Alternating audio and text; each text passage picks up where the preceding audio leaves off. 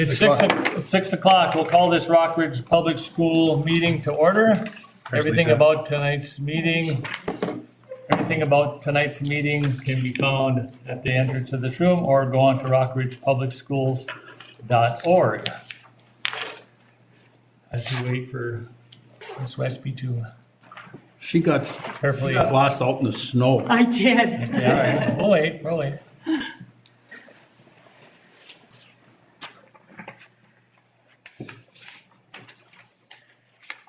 Okay, let the record reflect that all board members are present. I would ask everybody to please rise and recite the. Brief discussion on the old gym, Evelyn, gym. Oh, I'm gonna talk about that on the All superintendent right. report. All right. And at this time, I'd like to add a 4.4. The approval of extra hours, it should read, extra hours in 4.4. 4.4. Okay, 4.4, extra hours. So it's a change from approval of hire to approval of extra hours. That is correct. She's already hired. Yep. Okay, and then 7.2, student representative is not here, so we won't be doing 7.2, so we can just mark that off. Oh, it says it right there. I missed it. Sorry, Noel. Okay, so with that, any more discussion? Additions, deletions? None being had, all those in favor signify by saying aye. Aye. Opposed? Motion passes unanimously. As of 5:15, I had nobody sign up for visitor input. What's that? Can I sign up? Yeah, you can, well, you don't have to sign up. We'll just ask the public since nobody signed up, if there's anybody in the public that would like to speak, you can come up and state your name and you got 3 minutes. Make sure you give her only 3, too. Okay. I am wanting to talk about the board renewal of the expiring Rockridge State your name. renewal. Oh, Jennifer Bonner. Okay. I just wanted to ask why the district is considering the referendum renewal when it doesn't even have to be considered for another year.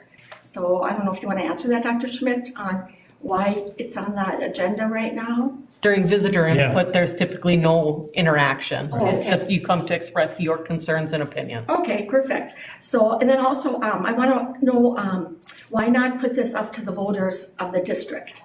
I ran to be on this board to be fiscally open with the public, and this renewal doesn't come under that.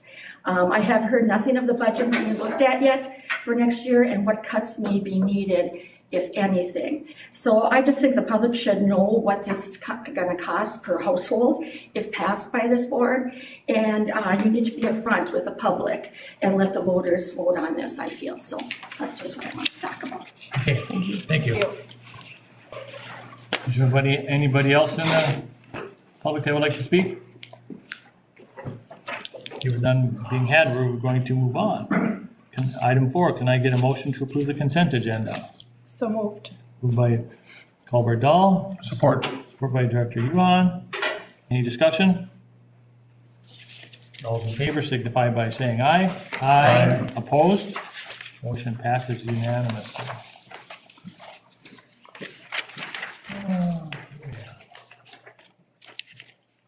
We're up to 5. Ellers. Are they here? Oh, you just walked in. You can, Take a minute if you need. yep. And while she's getting ready, I'll kind of set the stage. I can answer the question that you just heard the guest speaker just said. This is a holdover when the 2 separate districts, Virginia and Evelyn Gilbert. Evelyn Gilbert never had referendum levy, Virginia did. And so what happened when the 2 districts consolidated, the new district, Rock Ridge, inherited all of the property, legal obligations that each prior district had. And one of those obligations that they inherited was the operating referendum that Virginia had. And so at the time, it was mathematically spread out over the entire Rock Ridge district. And you probably remember some Virginia taxpayers going, hey, my taxes went down just a little bit. And then you probably remember hearing some Evelyn Gilbert taxpayers going, hey, my taxes went up a little bit. And that is exactly what happened. And that was because it was averaged over the whole district. And at that time, the school board, when they merged together, they said, let's keep it because it's good for all kids. And at that time, they were okay with it being spread out over the entire district. The original operating referendum, and you're going to hear more details on from Shelby in just a little bit here, is had a couple things on it. One, it was a 7-year term. It couldn't go 8 or 9 or 10. That was because the Virginia board said 7 years. So it was a 7-year limit, and we are getting towards the end of the 7 years. And the other thing that on it, there was an inflation adjuster on it. So as each year went by, it would be slightly adjusted based upon what inflation would be. So the window is open. You do have a time period to decide what to do. You will have to decide at some point. So we're just bringing it here to the full board because we have heard clearly that you want money, finance things going straight to the full board. That's why this has not gone to a committee, because you have asked for things to go to your attention first. So if most school boards in the state of Minnesota, because of a new state law, in the old days, you had, all of these had to go back to the voters. Every single one of them had to go back to the voters. There was a new state law which was passed, which said one time and one time only, school boards do not need to send it back to the voters. The school board could say, let's just reauthorize it for the exact conditions that the original one was passed at, 7 years with the inflation adjuster. And so you have to make a decision at some point. Do we make a decision at the board level, or do we take it to the voters to let them decide? So that's why this is coming to you, because you will have to make a decision on this one. You're going to hear how much it is. It's about $500,000. Most school boards are deciding to approve it rather than going out to the voters. And the reason for that is, if the voters say no, you lose $500,000 in revenue. And that's, depending how we do it, 5 to 10 teachers, how you figure it out. And so the call is going to be your decision to make. And that's why we've asked a representative from Ellers to come here and explain this as far as how does this work. So the floor is yours. Clicker up here, so thank you for having me. I appreciate the green and black. Right? Yeah. Nice. I saw it in my closet and I said it had to be today, so Well done. very good. I'll just kind of, my name is Shelby McQuay with Ellers. I've worked at Ellers since about 2016. I was at the legislature prior to that, and then been a part of your progress to this point, and happy to answer any questions once I go through the overview or as we go along the way. So kind of mostly noting everything that Dr. Schmidt had said, and then we'll just kind of step through each of the authorities, or each of the slides. So an operating referendum is the per pupil amount that districts can go to their voters for, in addition to what you get from the state. So that is what your previous districts did. They each had their own authorities, and as part of consolidation, you had a statutory formula by which your authority as Rockridge was created. So that amount is just under $190 per pupil. So a little bit of an odd number, but that's because it was a weighted statutory calculation of the two. You have the authority as a district or as a board to ask the voters to go up to about $2,200. They put a statutory cap on that because of the overall emphasis on equity at the legislature, right? We don't want districts passing an obscene amount of money in certain districts and other districts not being able to pass any. So the legislature sets a limit by which you can ask for additional dollars, and those elections have to be in November. this money can be used as part of your general operating budget. So about $500,000, so $500,000 that you as a board have the flexibility. You're not limited in how you use that revenue, so salaries, benefits, like you said, five to seven teachers, is that the number you gave? So 5 to 10 teachers. So you, part of this revenue, just to note that it is equalized to some degree, meaning that the state will kick in some aid depending on your overall property tax base, but yours is such that you do also get a little bit of aid on this. The levy itself can be set for a maximum of 10 years.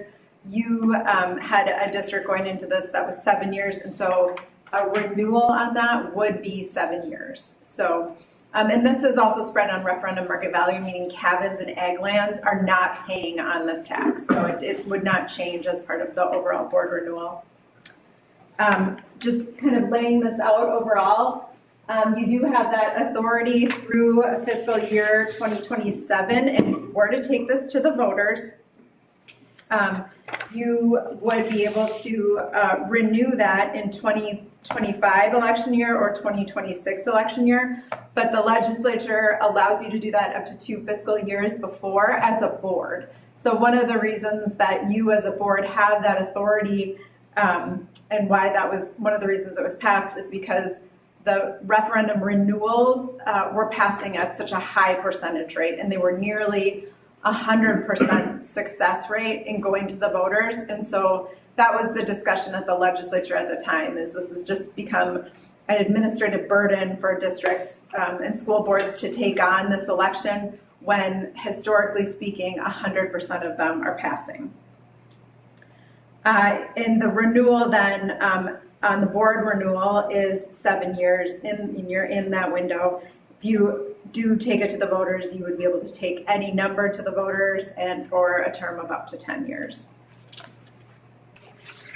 One of the reasons that districts are going to the voters for, or going to their tax base for additional revenue, is just because of the general education formula allowance is not keeping pace with inflation. So you think about that $500,000 that you're generating from your tax base, that's going to sort of allow you as a district to keep up with some of the offerings that you have that the legislature is not keeping pace with. So as they increase that formula allowance, and they have just added inflation to that, in future years, there is a gap that's been created over time because they have fallen behind on inflation. So when you think about those 2% or the 4% that they've added to the formula, there are times when that amount has not been what inflation has been. And also keep in mind that that's only a portion of the amount that's coming from state aid. It is a large portion, but it's not the complete portion. So as the legislature increases a percentage amount, it's not on all of your revenues. It's only on a portion of your revenues, which is why a lot of districts go to that operating referendum. The other reasons could be just the fact that other costs have not, and other funding sources have not kept pace with inflation. And then it just leaves boards with either the option to just cut revenues or cut expenses or raise revenues. So that is sort of why a lot of districts have the operating referendum to begin with. So a little bit more specific on your operating referendum renewal, you have an existing authority of just under 190,000. Virginia did have the inflation on there, but the consolidation statute requires that you as a consolidated district would only get inflation if both districts had inflation on there. If only one does, then you do not get it. So yours has been that 189.67, and it is the shorter of either term. So 7 years was the term in Virginia. As a board, you have this authority granted to you from the legislature to renew this for the exact same amount and the exact same term, but you must allow for public comment and then pass a resolution as such, providing that to MDE and the county. I think it's helpful for boards to note just what has been happening since May of 23 when districts have been authorized, when the legislature authorized districts to do this. So just to orient you to this table, the operating referendums that expired in fiscal year '24 were open for renewal, not 2 fiscal years prior, but immediately following that session. So they had just a tiny window by which they were able to get their renewal in place at the board level. There were 13 authorities that expired that year, and all 13 board renewed that authority. In 2015, or for the expirations in 2015, there were 16 authorities, and just one district decided that they were going to wrap their renewal question into their increase and added inflation. So you could, the alternative that district had was to renew by board and then ask the voters in a subsequent question to increase and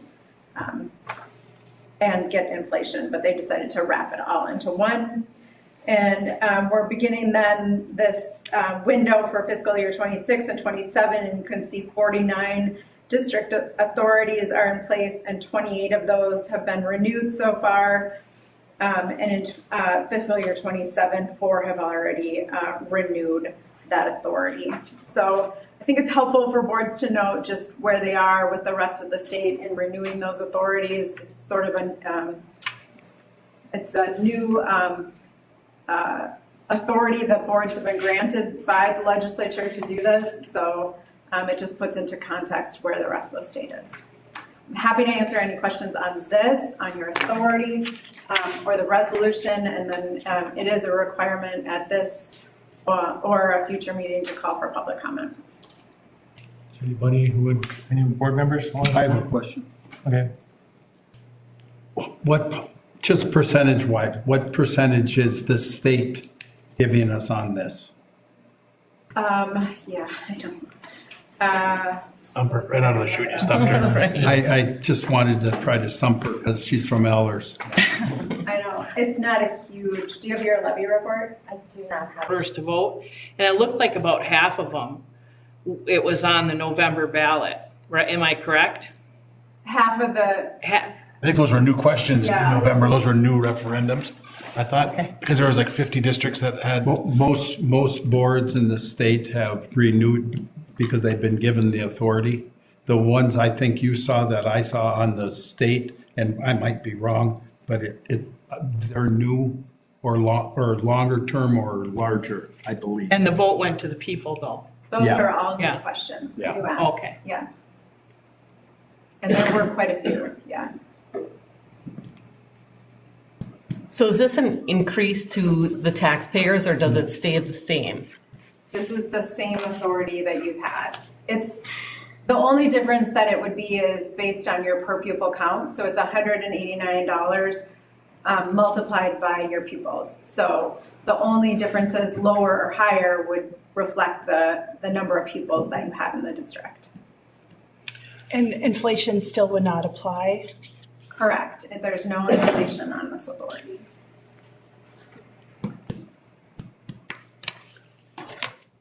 Then we can't add it as a district.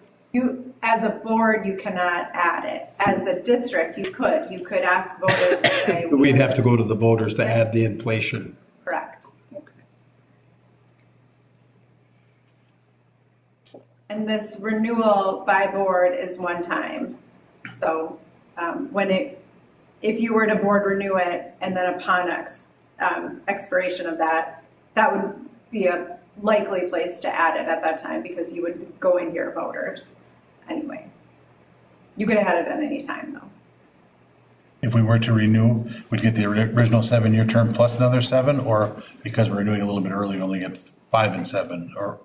So you get the renewal would be as soon as it zeroes out, it would start again. So we get 14-year total. Correct, so it would not start immediately, the renewal would be upon expiration. Perfect. Thank you. Is anybody in the public that would like to comment? I guess I'd like to comment that this meeting should be, the decision should be put off so that people are aware that they can come and comment. I feel like not enough people know that they could comment tonight before you decide. I don't feel like that's well known. I mean, it was on the agenda and that was made public. But we still have to have a public comment period at our next board meeting. Let's go. We have it right now. She said the same Right now. meeting. Says you Oh, can you, have it at the okay, same- I see.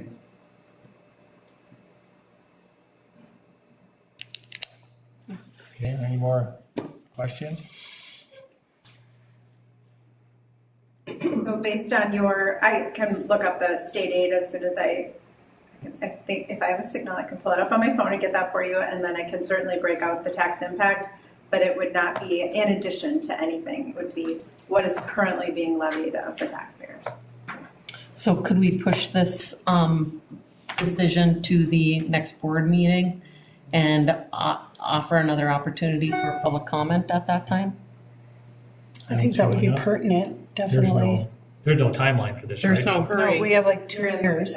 Okay, all right, well, let's So put we it, could make a decision next week and allow for advertisement of public comment on our Facebook page or whatever the case may be. right, Yes, you could do that. I would be okay so with that. let's put No this action on. today. Table it? Well, we don't, yeah, we're gonna, yeah, No action. No no table. action, No not gonna action. table, just no action.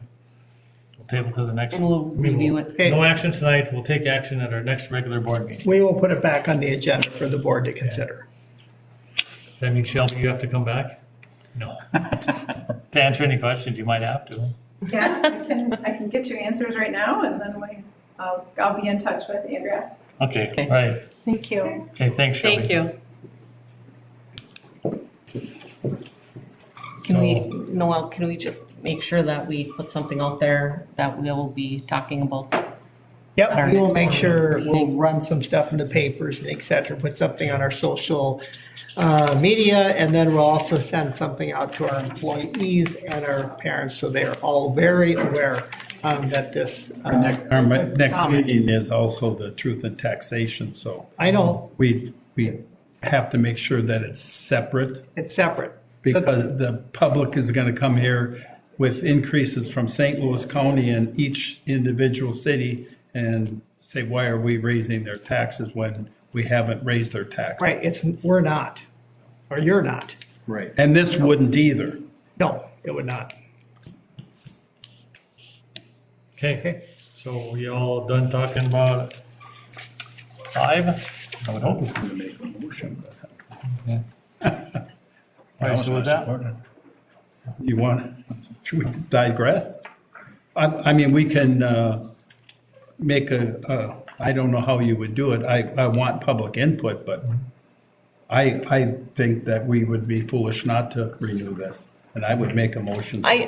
I'm in favor of renewing it as well, but I think that, it is important to have public comment and make it more known. I mean, I agree with you. Our board meetings are posted at least 4 days in advance before every school board meeting, so people people that wanna know need to take the initiative to look at what is on our agenda. I post it pretty much every school board meeting agenda, I post on the Brandy Lotiger school board page or whatever, so it's out there for people to see as well, but I just think I'm in That's full fine. support of it too, especially in our situation right now with our budget and looking at cutting teachers and other programs. Programs, yeah. And I think that it would be foolish of us not to renew it, but I would like to Just give another the opportunity. Another $500,000 that we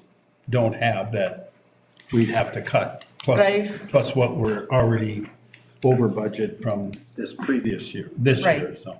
Right, but again, it doesn't hurt to have public comment and give that It doesn't opportunity. expire till 2026, June 15th, so we have time. We have a lot of time. Yeah. We do have time, but we have a budget issue right now, so. One thing I would like the members of the board to be aware of, it sounds like you have a lot of time, you don't. Because this is a massive undertaking to take this to the public. In addition to setting it up, now you can provide information, and we're talking a lot of public meetings, we're talking all over the place. this takes a lot of time, and I've been through this many, many times. I need 2 years. If you're gonna take this to the voters, I need 2 years to prepare for this, and that's how important it is, because you want the public to be fully informed of something like that, and sometimes things happen, and you need a lot of time. I just want you to know that. Could you explain that process? I guess I don't understand that. What do you mean you need 2 years? It seems like going to the public is a big deal. And it's a big deal because everyone, as it works, they can vote on anything like this. And situations change, circumstances might not be the same when the vote occurs, but a large part of what the board does is you provide information to the general public and we answer questions. So all of you are going to be involved in public meetings, answering questions, providing information. And when I say that, I mean multiple meetings in Gilbert, in Evelyn, and in Virginia, in all sorts of different locations in the morning, afternoon, evening, with all sorts of different people to answer their questions and give them information, which you can do. And that takes a lot, just takes time to set up. It takes time to, we'll run Q&As in the paper, question answer. There's another one running, not related to this. It'll run in the papers this weekend about Q&A. I've just done this a lot of times. It's an excellent question, but behind the scenes, it's a ton of work to get it done. Doesn't mean we can't do it. We can. And if you say that's what you want to do, then that's what we do. At the end of the day, if you take it to the voters, how much would we have tied up in? How much would our much financial would it cost you? obligation be, to the district to have it, take it to the voters? Easily just providing information to the voters, setting up, if you're running it all by itself and there's nothing else to share it with, you're looking at $10,000 to $20,000 just to run the vote. The cost of providing information to the voters, running in the newspaper, said that you easily could spend $30,000.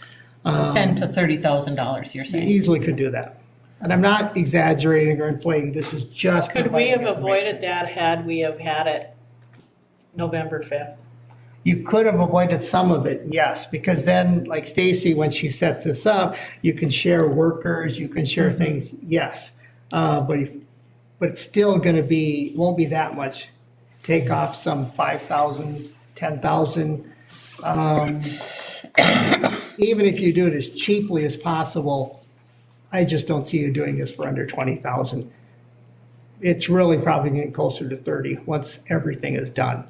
Because it's expensive to inform the voters. Like, for example, the last time the Virginia School Board did this, they sent out a survey to all of the community members to find out what they thought and find out what their tax tolerance was. Would you vote at this? Would you vote at this? And on that, just the survey alone, and that was a paper and pencil, that went out to everybody. That was like 15,000 just for the survey. And then in addition to others, so that one might have been actually 35,000 total. Now that I think about the survey. And I would strongly recommend, if you say take it to the voters, to do something like that. You cannot assume the voters are gonna say yes.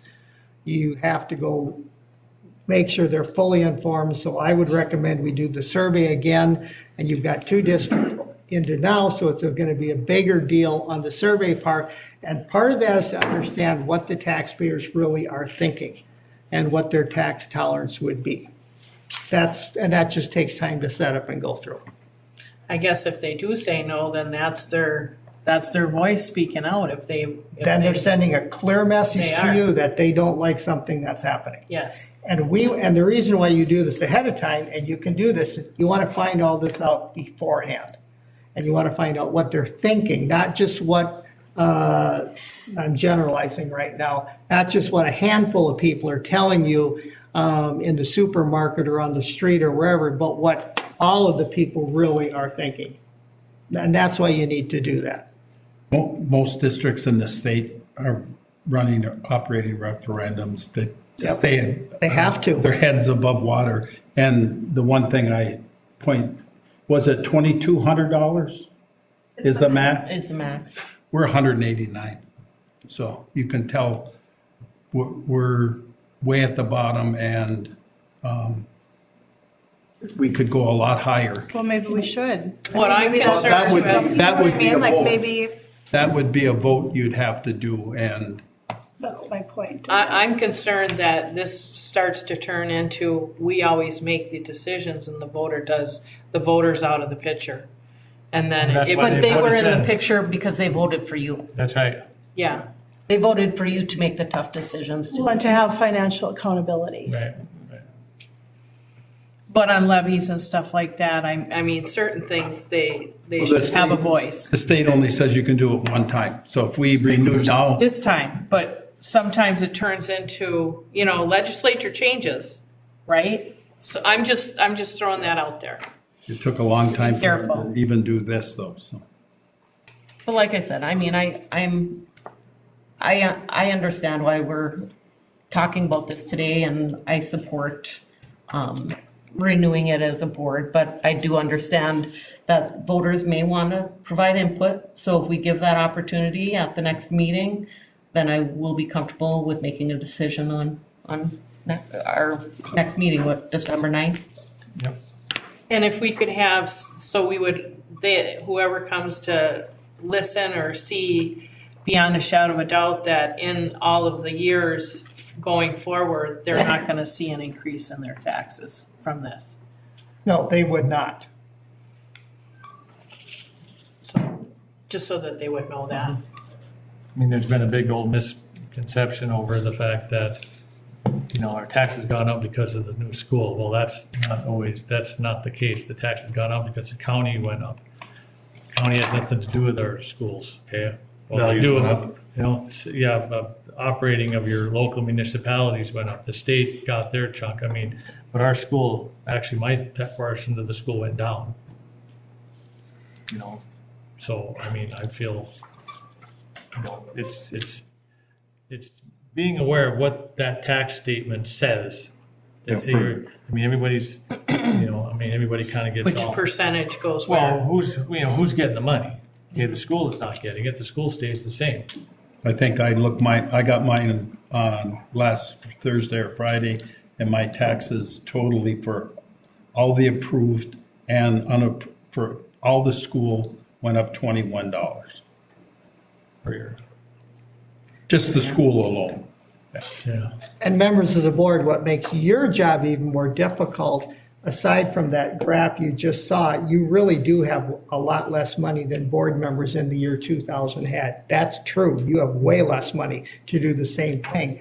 But what also, so it's tough. And what also makes your job harder is you are the only civic group who has to ask the voter. Cities don't have to ask the voters, townships don't have to ask the voters, so you get it. Because you're the one who you have to have the voters say yes on all of these. And so you're just gonna get it more than what cities and townships are. I'm not saying that's fair, that's just the way it is in the state of Minnesota. Okay, so the board wants to just move this Review action, it next move this Monday. action to the next. December regular 9th. Yeah, December Okay, 9th all right. meeting. On the regular agenda. Okay. No more discussion. We'll move on to item 6, construction. Pete Avenant and Melissa. Oh, I'm gonna get that wrong. Do it, come on. Hey, Give it a shot. Oh, hang on. Sound it out. No, go there, left, It's LaFave. Lefebvre? Yep. Okay, she's our fave. yeah. Look at that. You're quick on it today, Mike. Well, it's been a little while since I've been here, so thank you for having me come here tonight. I brought Melissa from DSGW, and basically, we're going to go through tonight is the Building 1404 pre-construction proposal. So what we'll do is go through the actual intent of what we'll be asking for a vote on. And before we get to the vote, we'll go through the concepts that we've come up with so far after speaking with several people within the district in their specific roles. and then go over what is included in the pre-construction services and what that total cost is, and then ask for the vote at the end. So the overall intent of what we're presenting is pre-construction services for KA and DSGW to work together with the district to come up with a plan for the 1404 building as it pertains to the special education space and the athletic space. And what does that mean exactly? At the end of pre-construction, you would end up with a full design for both spaces, special ed and athletics, and a cost associated with both, one through bidding and one through a CD estimate. And I'll get into what that means later. And then once you have that information, then you guys can decide how you want to move forward with one project or the other, depending on how much funds you have available. Any questions so far on the intent? So some concepts, building overview. I know there's a lot going on there. I think you have some hard copies, probably easier to look at there. But essentially the building is split into thirds. So 2/3, the north side is wide open right now, unfinished except for a few offices and a couple bathrooms, your mechanical room and that kind of stuff. That is the north side over here. The south side, the other third, is a finished space currently, and there's existing offices there. The IT room for the entire building is there, and there's a kitchen in that space, carpeted, paint, all that kind of stuff. So really nice space. So that's where the special ed would go, and then the athletics would be on the other side, the open space. Now keep in mind, these are concepts, they aren't designs. That's what we have Melissa for. So on the south side, the special education space, as you can see, everything in gray is existing right now. So those are all the office spaces that have walls and doors, and some have a couple windows. There's a maintenance area back here with an overhead door and a loading dock space, and then that's a CMU wall partition. So what we would be adding in this space after talking with Stephanie in the special ed department and going around and looking at the co-op and everything like that, got a lot of good information. So setting 4 would be on one side with the separate entrance, with several classrooms, couple breakout rooms, sensory, couple bathrooms, staff break room. And then on the other side would be the Bridge to Independence space. So they have an open learning space that can be used for different activities. They'll have a full kitchen, ADA accessible, life skills area, and then a couple bathrooms, one with a lift, and then a couple offices as well. There's been talk about a future outdoor play area, and I think Stephanie's had some meetings with playground people and others over there. I wasn't involved with those. So. Any questions on the special ed side? So on the athletic side, again, I'm going to say this concept. It's a concept. None of this is set in stone. It can be whatever you want it to be. Possibilities are endless. But we had to put something in the space to show what the potential is. So all the different sports, pickleball, tennis, basketball, hockey, track, you name it, can go in there. So we put a couple locker rooms in there, maintenance area in pink, and there would be a fire demising wall here, most likely a CMU wall for that. There is a couple of existing offices that could be refurbished into coaches' offices, training room, maintenance staff, whatever you see fit. So kind of a blank canvas in there, and that's where I think a lot of the programming will end up happening with DSGW to get more input. I've gathered a lot, but I know there's a lot of different opinions out there of what to go in that space. So, any questions on that side? How are we gonna determine what goes in that space? I mean, who's the group that's, I've got all kinds of, Admin? Or- so I mean, who's gonna get in the heads together to decide what goes in there, or as a final say? And members of the school board, so what you're looking at now, these are general conceptual designs because I need to know how much this is gonna cost you. Yeah. If you say yes, we need some ballpark general fees. So that's why they're presenting, and at the end, they're gonna ask for permission to go the next step. And that, that's so many sports in such a condensed area. I mean, you're trying to do everything, I like the archery, you can put an archery net if it was a more wide open space. If it was more wide open, I think. Well, and you're right, but one thing, I'll stop talking here in a few seconds, is that we are hearing very loud from your athletics office, they want locker rooms. Well, I fully want locker rooms there, And but so- maybe you could put the locker room around Right. the perimeter and leave And we the, can move things around like that. And move- You're right. And that's where this is a concept, and that's where. that's what I'm voicing, I'm getting my opinion out now. Correct, Yeah, and I would like to throw out an opinion there too. I mean, is there an option, in talking to the athletic department, what about fine arts? I mean, is there stuff that we could, I definitely like the special ed concept. I do like that, but for the other half, could we be looking at, maybe the locker room space, but is there other fine arts things that we could do in there? Things that are more related to the, career academies, opportunities there for learning, greenhouse type things, what From our other? standpoint, the possibilities are endless is true. You decide whatever you want in there. All right, Would we have the educators to go over there? That would be a question that I would have on what you're saying there. I'd just like input from Right. fine arts too and see what, Yeah. Good But idea. going back further, when we walked through there, we were gonna use that for buses. What happened there? Well, That wasn't I was never for that. no, that was, Well, I know that Leave there me was out of that discussion one. about it in though. full Yeah. disclosure here, that was me. You do have a transportation problem coming down the horizon. And when I was talking to individuals, because eventually that Gilbert is gonna close, the Elba's gonna close, your bus has gotta go somewhere on the southern part of the district. And my job is to keep annoying you and to point these things out to you. So when I first was talking to individuals about this building, absolutely, I was talking transportation about that. It was a possibility. It was never, well, that's what's gonna go in there. It was a possibility. So yes, initially that was me who was saying that. And As technically, far as we that's, took that is we did have a concept that included a transportation area, talking with Bob Voss in transportation, got his input, brought a bus right in there, parked it.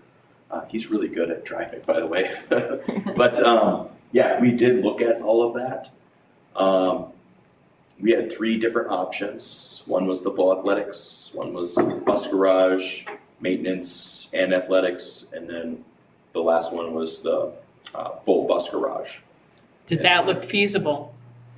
Depends on what you mean by feasible. Because he's a good driver, you could maybe get many buses in there. You can get buses in there, however, it's the feasibility to get all of the proper ventilation and the drainage and floor drains and all of those kinds of things, flammable waste traps. It starts to really get expensive.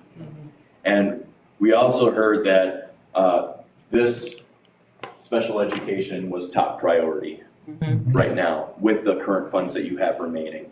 Yeah. So that's where we obviously put a lot more focus into and really nailed down the different areas and what it needed in it. And the athletic side was, we met with the AD, the community head, as well as the transportation, and we just put some rough concepts together. And then my second comment is, we have a tug of war between education and athletics, that education wants to see more money going their way, and athletics is pulling for assistant coaches and stuff like that, which we've given back to them. So is this money gonna be all donors? Where's this money gonna come from? And how will that all shake out? outstanding question. So all of those, no matter what you decide tonight, and this is just the next step to do how much money would this really cost us? You do not have money to do all of this. It's not there. You might have money to do the special ed side of it, depending how it looks, but you don't have money to do there's no way. But we need to know how much is it if you at some point say, let's do it. And that brings Willie involved because then we start looking for donors. Because we've been successful in doing that. Is there somebody who's interested in having part of the building named after them or a company or something that'd be willing to give us $1 million or $2 million? I think we'd be happy with that. Or some other dollar figure. That's what we would be looking at doing. But It would not be general fund money. you do not have a balance to do this. Yeah, Well, it would not be general fund money. So the bottom Same line thing, here is, same, but it would not be. anything you're doing here is not taking money away from teachers. The question, the special ed is a third of that building. Yep, about 9,700 square feet.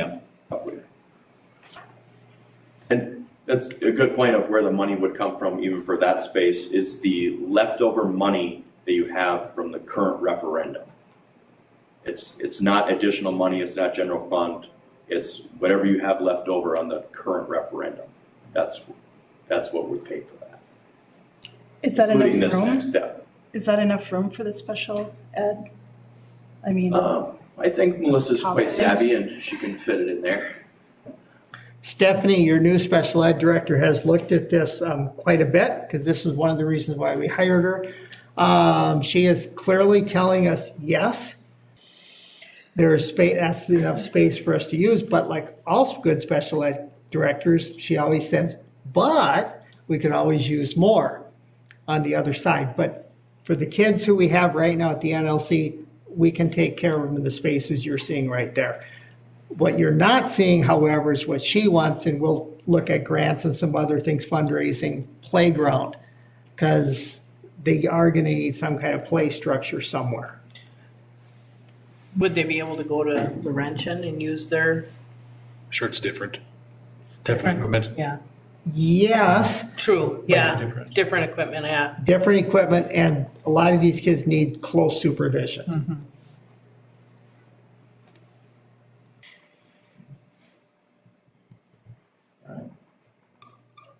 So pre-construction services, what exactly is KA and DSGW going to provide to you for the total cost of $156,750? Again, that money would come from the current referendum, nothing above and beyond. And what this would get you is the programming, which is a collaborative effort with the district. Yep, so we would take what the district and Krause Anderson have put together thus far and just basically fine tune it. For, preparing a design that meets the building code, ADA, et cetera. Then we'll roll into the schematic design phase, where drawings get a little bit better than my sketches. Yeah, so we would take the design that we pull out of the programming phase or the space requirements that are deemed necessary, and we kind of develop it into, again, more fine-tuned design that meets all the requirements for the building code, ADA, et cetera, once again, and just continue to develop that along with our mechanical and electrical engineers and to work towards the construction documents. And as we go through that process, similar to the other schools, we're doing an estimate at every stage. So after the schematic design is complete, we would create an estimate with hard and soft costs for you we would present that here to you to approve to move forward. And then we would do the design development phase. That's kind of the 50 to 75% design. We'd do another estimate, get an approval, going into construction documents. And that's where we would do the final bidding for the special ed space, because again, we heard that that was the top priority. So we'd actually have full hard bids, public bids from contractors. And then we would also do a CD estimate for the athletic side, so at least you know what that will cost. But we wouldn't get bids on that at that time, because there's not enough funds for that side. So is that total cost just for the special ed side? Or what, did you incorporate both? Correct. So this cost here is for Kraus Anderson and DSGW to take the process through full design of both sides, the special ed and the athletic, and then carrying it through the bidding process just for the special ed piece. Again, we would not bid out the athletic part at this time. So that construction administration with DSGW is included in that 156 just for the special ed side? If the athletics would go into construction, then there would be a CA fee for that side. Outside of that number. So yes, for the construction administration portion for the special ed side, DSGW would offer, coordination with KA to provide, services to answer questions through the bidding process, shop drawing process and whatnot, and then also site visits as well. So. Thank you. And the other note then, this does not include any construction management costs in the 156. That would all be a cost of the work, which you'll see that during the estimate phase, so you'll see the total cost there. So again, this is just for the design of both sides and the construction administration for the special ed. Would be the approval. So we got a motion by Yuhan, supported by Reardon. Any discussion on this? Yes. I know I'm a layman, but it seems like a lot of money and I just don't understand. I understand the special ed part because we absolutely need that and that's pertinent. But the other part, like, sometime in the future, what if our needs change? And then we have an estimate, but that could change too. So then we have to pour more money into that. I don't know why when we can't afford to do that, why we are making a design when that could completely change. That's just my thoughts. But that's the construction documents are gonna cover both the athletic side and the sped side, okay? And the layout of the building might change, but the construction documents would stay, that price would stay the same. Because really. No, it wouldn't. It wouldn't stay there. How would it? If we didn't do it for 5 more years, of course it's gonna change, construction, right? Am I missing something or? We're gonna be we'll be doing this in the next year and a half. We'll be doing the special ed. Right. Yeah. Well, that's what I'm saying. Why don't we just focus on the special ed? Why are we adding, we're paying for the whole thing, which could be just a nothing burger. We have 2/3 of a building. That's just the design of it. Don't imagine we do something with it. So we have an idea. I hear. I kind of get it, but do you see where I'm coming from at all, or? If we don't do nothing for that space for 5 years. Everything just could change, even our needs could change, maybe special ed needs more. I don't know, I'm just putting it out there. Like, think the we don't intent exactly is- know what we even want to use it for. I think the intent was to get an idea of what the potential for that side is and how much that would cost you, so you have an idea of what money you would need in the future. I think that's. But the future is unknown, and we don't know if costs will go up times 100 or whatever, or like I said, our needs change. And we know that they do, and the add-ons. I just am putting that out there because I feel like that's a lot of money, and then it's like, If they only did the special ed side, how much would still be 156 or a little bit less? I think it would be less, because we wouldn't be putting the time and effort into the specific design of that side. But as a building as a whole, we still need to look at code, roof, mechanical units, Heat, all of that kind of stuff that's tied in with the other side. regardless of Building when as we a do whole, it. right? But you could save some money by not designing the inside of that one side. I would at least like to see that, because we don't really know what we're gonna do with that yet, so. At our buildings and grounds meeting, we were adamant about turning that into athletic space. Yeah, maybe what's written on, maybe what you guys designed is something that John and I probably wouldn't see. I mean, I like to see the locker room stuffed in a corner, having a little bit more open space, more flexible space. I don't see why the athletic directors and the athletic committee couldn't get together and design that space to be very flexible for, you know, for track and baseball and Maybe you don't Locker rooms for want football and. walls Yeah. up, so Huh? you can, maybe you don't want walls up. You want movable walls, like you said, John, so you can Yeah, but- adjust and. well, I would just say, put the locker rooms, but just leave the floor space flexible. You don't, you put, I mean, who's gonna, that costs money for people to put walls up and down. Who's gonna move them? You know what I'm saying? It's, I mean, you're gonna have to get up on genie lifts and take bolts and undo electrical and, I mean, that's just, Yeah, because that ceiling's, that ceiling's pretty High. high. I mean, I would just keep it flexible as, keeping an open space, so there's nothing going on and, you know, the kids from Laurentian want to come down and play kickball in there, they should be able to play kickball in there if they had to, or they can use it for some space in there, you know what I'm saying? More open space, but having the locker rooms, I mean, that's a must. You know, locker rooms, bathrooms, you know, offices, I do believe that's What are the locker rooms for? for Lower level soccer. football, What was football. that? lower level football, because right now we don't have enough lockers in the high school for them, so right now their pads and stuff are at the garage down by the football field. Okay, so that is information that I've not known. So the only information that I knew is when we were, like, to Lisa's point, is that when we were purchasing the 1404, we were really needing bus garage. And so that was a heavy point. That wasn't just like a suggestion. I thought that was what we were gonna do with it. So this isn't sitting well with me right now. Because I don't, like, I get it, maybe we do need athletic stuff, and that is great too. But I'm more interested in the special ed and just, and even to Brandy's point, like, maybe there's other uses that we could use it for too. So I don't know, I just like, okay, we'll find out, and then maybe in the future we'll do something, or hopefully we will. I don't know, I just don't like that, doesn't sit well with me, so. I know that some of the athletic programs, golf, who else? Yeah, golf doesn't have any space right now. golf uses, used to use this space behind this wall. I know my daughter used that, but we haven't had an athletic committee meeting for a really long time, so I'm not privy to, like, I don't know this. I don't know this.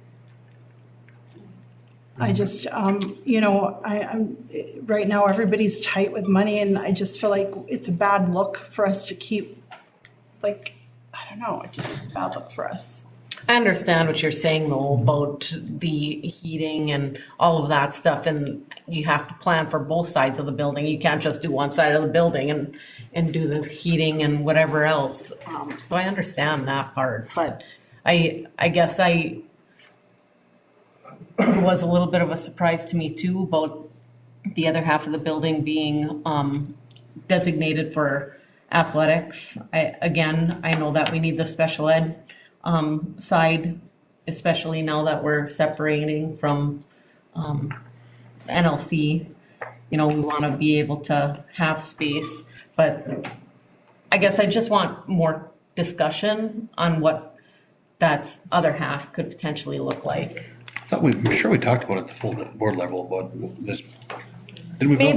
Maybe, and I just, you know, I don't recall it. I really don't recall either. I don't either. Maybe you did, but I don't recall it. When is our buildings and grounds meeting? You've had a couple, 2-3 meetings where you've talked about this topic, but I don't know if it's gone to the full board yet. But typically, the Buildings and Grounds looked at it, talked about a couple times, and the Buildings and Grounds did make a recommendation to bring it to the full board with what you're seeing up there. So now Stephanie it's up did to say the that full she board. could potentially use that side for special ed too, for physical education or stuff like that. She could definitely use that side. She was already looking where to put the door between the wall. Yeah. What we're really looking at here is giving them permission to go ahead and go through do the design of it. And they're not gonna do anything except maybe get bids on the north. And we can pass this tonight. And if we decide that we don't wanna do anything with that other side, we can stifle that without slowing this whole project down. And if So we can I just get a clarifying answer to my question here? Just, so with this 1,500, $156,750 is basically for the design of both sides of that building. And what you're saying is you're throwing out there the athletic option on what it could look like, but you're looking to design whatever we would like on that other side. So we're not stuck. We're not, being held to making it an athletic space. You're just saying this is the estimate of what it's gonna cost us to design both sides of this building for you. Whether it's special ed and athletics, or athletics, fine arts, or whatever, bus garage, whatever the case may be, this is the estimate for the design. Would that be accurate? Right, I guess I just want to interject and say that, we can go through the SD phase, which is, the programming phase, to hone in on what you want each side to be, per se. And then when Kraus Anderson takes that and gives you that estimate, you can then decide, do we just want to table the 2/3 side? We're not feeling it yet. We can then take our fee and just regroup and convert it into a lump sum just for, say, the special ed side, if that's all you want to move forward with into the construction document phase. So we can kind of play it through schematic design, get a better understanding of exactly, kind of where it might go, and if you're not, in consensus of where that athletic side wants to go, we can table that. So it gives us flexibility. I would say so, yes, that- and please correct me if I'm wrong, but. No, I hit it right on the head. Yeah. But the point that you were making is the whole building, even the open area, will have to be up to code if they're having the special ed on one side to be compliant. The whole building needs to, like with the air and the heat and stuff. Did I hear you right? The roof and the HVAC system Yep. for the entire building So need to be the whole reviewed building. as a whole, even if you just move forward with the special ed space. So what if we didn't do that side? What do you think the cost savings would be? Like, as far as design? Just estimate, we won't hold you to it. We'll write it down, but we I'm won't just- hold you to it. I can't remember. Can I get back to you on that one? Yeah, So you would do no construction documents on the other one, you just do construction documents on the athletic, on the that's what sped you side. choose. Yeah. But with the HVAC and the roof and everything that, Yeah, and that's why we would take it through schematic design. For Right. the whole building, right? To make sure Yeah. that we're all up to code and good Right. heating and Yeah. good envelope. Yeah, we'll have consultants kind of make sure that the HVAC, the existing systems are, whether they can be used or not, or reused or not, as well as we'll look into the roof condition, those things that affect the building as a whole. The energy code, the existing, the new energy code and how that plays into the existing facade that could play a part into the renovation. Then if you choose, like she said, you want to table the north side until later, until you decide what you want to do, we can do that. Yeah, But how much of that 156 is gonna how much will it change? I think that's what we're gonna come back to you with. Yeah. The number you see here is kind of that all-in number, so that's kind of the cap, but yeah, again, we could provide some savings if we were to back off on that north side. So. But we don't know that number. We don't know that dollar amount, so it's hard for the board to approve, a Right. number, we don't know what it is. But I know that there's an urgency to get that side of the building for the SPED program up and going. I guess we would not exceed this number. I'm not sure, if you need to approve a specific number, but we would not exceed this number for the design phase of both sides, Okay. so. So we need motion is what we're. So we have a motion by we're in Director discussion. Lujan, support by Director Reardon, to move forward with this. With the discussion we had, hopefully everybody got the information they needed and and let me reiterate, so what was the motion exactly? was to Motion to approve. go ahead with the. They said there's some flexibility there. And that would be Okay. where it would be capped, so they might come back and say. it didn't cost us. $156,750. But that way we I can get feel started. obligated to point out that it's not only athletics. I mean, a large portion of that is maintenance for vehicles, interchange plows, and that whole one side is maintenance also. So it's not specific athletic only. It's a heated space for the maintenance, so Just want to point that out, that it's, Okay. in that particular design, it's Yeah. it's not all athletics. There is a spot for maintenance as well. So any more discussion on this? With the motion by Yuan and to get support by Director Reardon. All those in favor signify by saying aye. Aye. Opposed? Motion passes unanimously. Thank you, everybody. Thank you. Thank you. Good discussion. Great discussion. Very good. Thanks. 7, reports, community education update with Mr. Chad Hazelton. Wake up over there.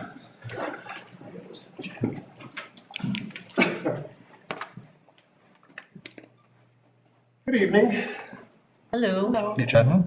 So, had a lot going on this year in the world of community ed as far as our classes and some of the stuff that we're doing. I don't know if anybody had a chance to make it out on Saturday to the North Star, but we held a vendor event, craft fair and bazaar. Had 22 vendors, had a lot of people come through it. We had, the Ninja Gym was open, we had elementary basketball going on. We went from about 10 o'clock till 4 o'clock, and for the first time doing it, we had a lot of positive feedback on it. So that was really a big undertaking to get started this year. So it's one of the biggest things that we've done. The Ninja Gym is up and running. We're getting calls almost weekly asking if we're able to rent it out yet. We're working forward on that. We do need some staffing, especially with custodial. So that's the toughest piece, is trying to figure out how we're gonna staff it for custodial if we do start renting it out. Because all of our custodians are really booked to the max, and anything they're doing is overtime. And so that's one of our biggest hurdles as far as moving forward with renting out the Ninja space for birthday parties or family events or stuff like that. But there is a need or a want for it out in the community. So that's something that we are definitely trying to move forward with and find a way to make it happen. Our community ed participation numbers are all up this year. They're very strong, especially in our adult classes.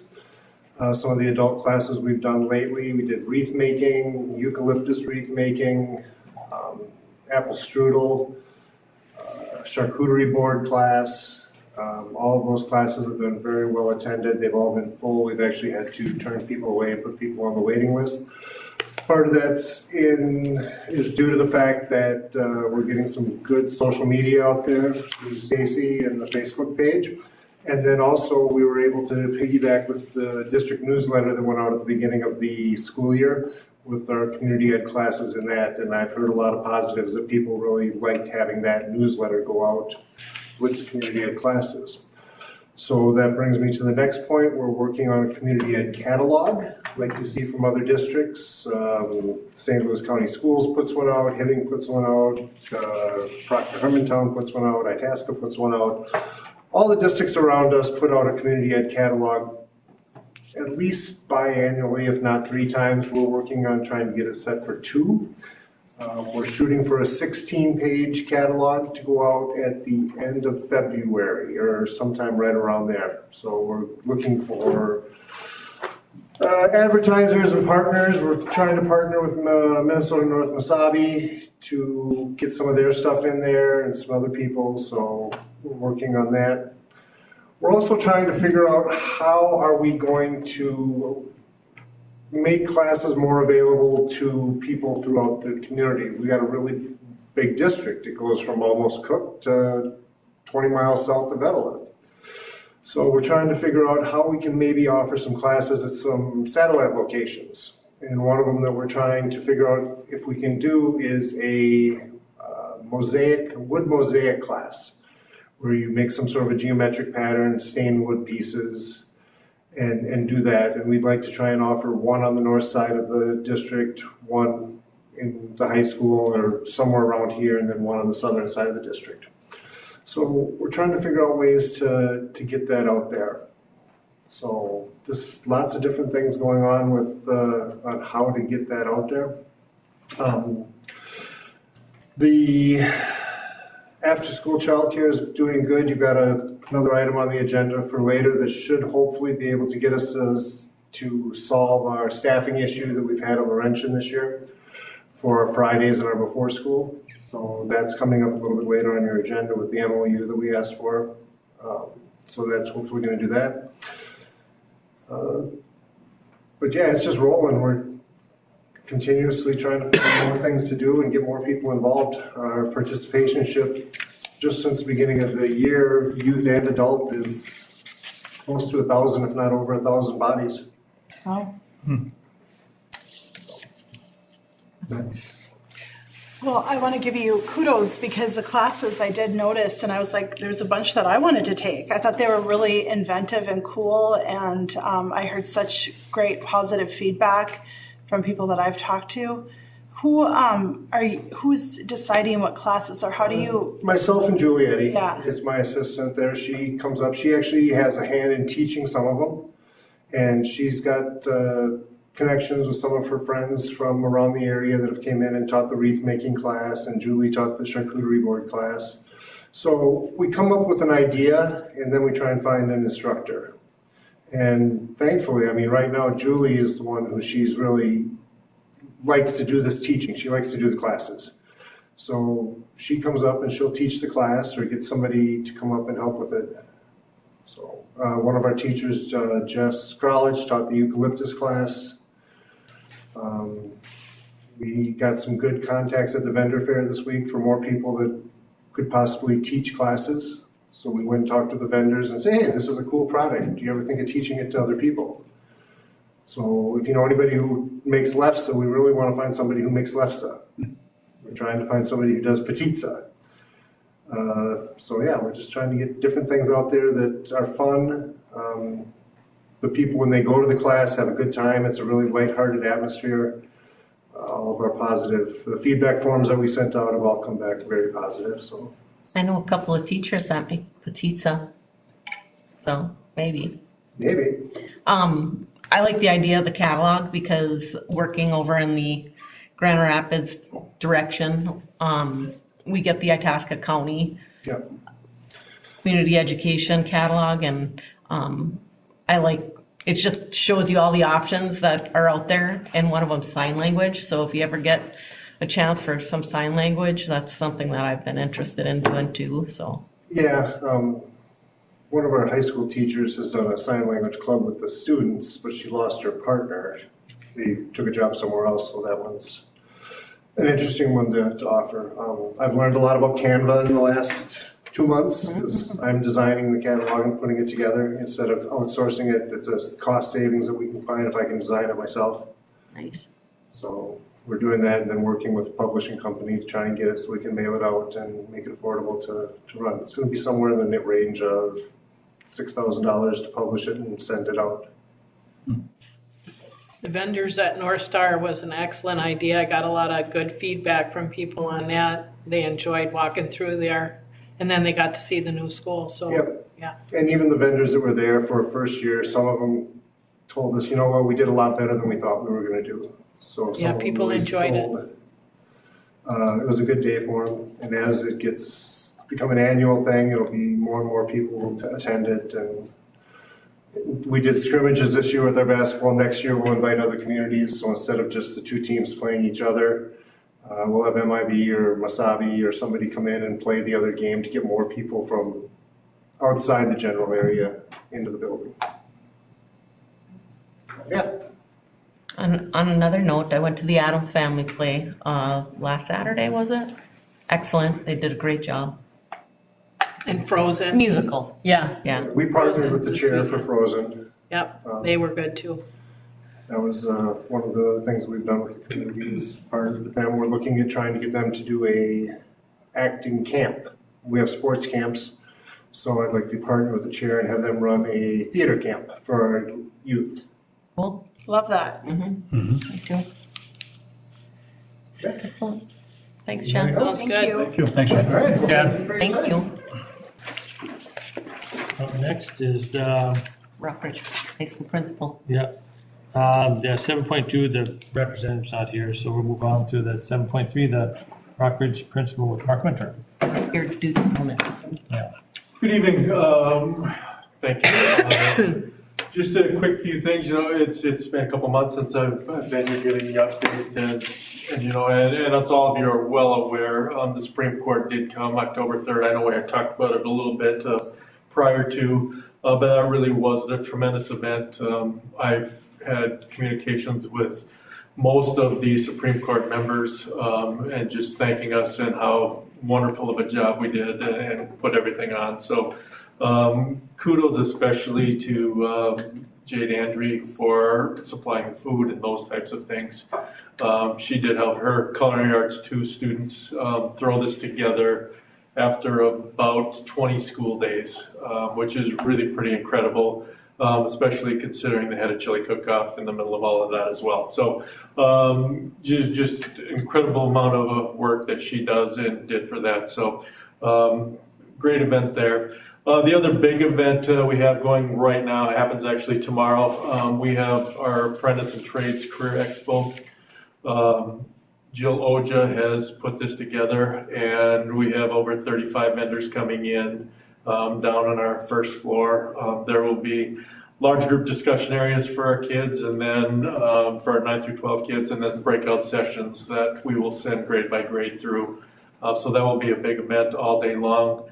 We've got local unions, local employees, I believe 5 or 6 colleges coming through, the military will be there. So just a very well-rounded large group coming. And again, Jill and William put a lot of work into that.